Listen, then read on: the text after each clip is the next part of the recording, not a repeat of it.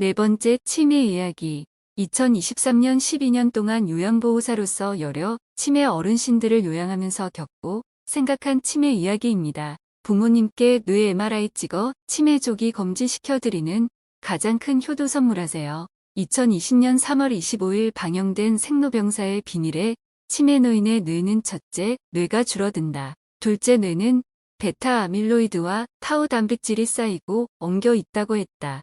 유튜브에서 이부경 농학 박사님은 농림부에서 오랫동안 공무원 생활을 하셨고 퇴직한 후 건강에 관심을 갖고 계시다가 치매는 머리에 산소가 공급되지 않아서 생기는 병이고 치매를 치료하기 위해서는 머리에 산소를 공급시켜주는 방법으로 머리의 뒷부분을 비롯해서 머리의 여러 곳을 두드려주는 것이 치매의 치료라고 주장하시는 것을 보았고 본인도 위와 같은 방법으로 치매를 고쳤다고 주장했습니다.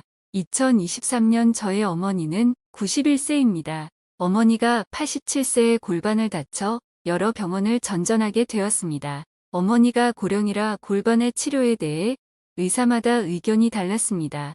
어머니가 몸도 아픈데 병원을 여기저기 옮겨다니면서 검사를 받는 과정에서 병원과 병실에서 일어난 일에 대해 잘 인지를 못하셨고 퇴원을 하고 집으로 오셔서는 집도 모르시고 창문에 비친 엄마의 모습을 누구인지 알지 못했습니다. 저는 치매 증상이 나타났을 때는 약으로도 치매 진행 속도를 늦추기가 힘들다는 것을 알았고 위와 같은 어머니의 치매 증상이라면 심각한 상태였기 때문에 마음속으로 어머니에 대한 인간으로서의 일반적인 대화가 불가능한 상태가 곧 올 것이라는 암울한 생각으로 눈을 감아버렸습니다. 골반을 다쳐 움직일 수 없었던 어머니는 언니가 채워주는 기저귀도 너무나 부끄러워하시면서 기저귀를 벗고 엉금엉금 기어서 화장실을 이용하시더니 차츰 조금씩 움직이셨고 치매 증상도 없어지면서 정신적 상태가 정상적으로 돌아왔습니다. 어머니가 고령이라 여러 곳의 병원을 돌아다니면서 검사를 하다 보니까 빠르게 변하는 장소에 적응을 못한 것 같았습니다. 다행히도 어머니는 일시적인 선망 증세였던 것입니다. 선망은 금성 기질성 뇌 증후군이라고 함 증세는 불안정, 안절부절, 당황, 착각, 환각 등의 증상을 동반한다고 합니다. 어머니를 돌보고 있는 언니에게 하루빨리 어머니 뇌 MRI를 찍어보라고 권했습니다. 어머니의 뇌 MRI 검사 결과는 치매 중증에 해당할 정도로 뇌가 많이 줄었다고 했습니다.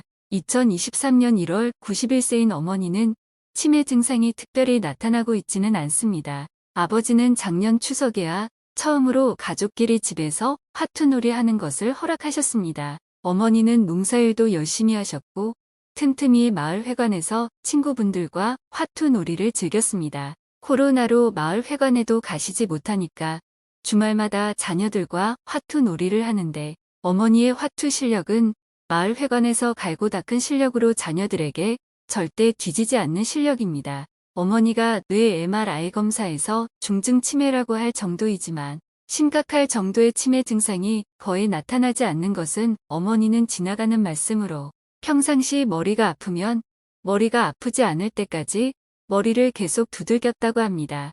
치매 노인 뇌는 첫째, 뇌가 줄어있고 둘째, 뇌는 베타 아밀로이드와 타우 단백질이 쌓이고 엉겨 있다고 했다. 어머니의 사례로 볼 때 제 생각에는 뇌가 줄었다고 기억이 저장되지 않는 치매 증상이 나타날까 하는 생각이 듭니다. 어쩌면 뇌가 줄어들어 기억이 저장되지 않는 게 아니라 뇌에 쌓여있는 베타 아밀로이드와 타우 단백질이 쌓여있고 엉겨 있어 뇌에 기억이 저장되는 것을 방해하는 것은 아닌지 이부경 박사님의 설명과 어머니가 평상시 머리가 아프면 머리가 아프지 않을 때까지 머리를 두드렸던 것이 어머니 뇌에 베타 아밀로이드와 타우 단백질이 쌓이거나 엉겨 붙지 않도록 작용을 한 것이 아닌가 하는 생각이 들었습니다.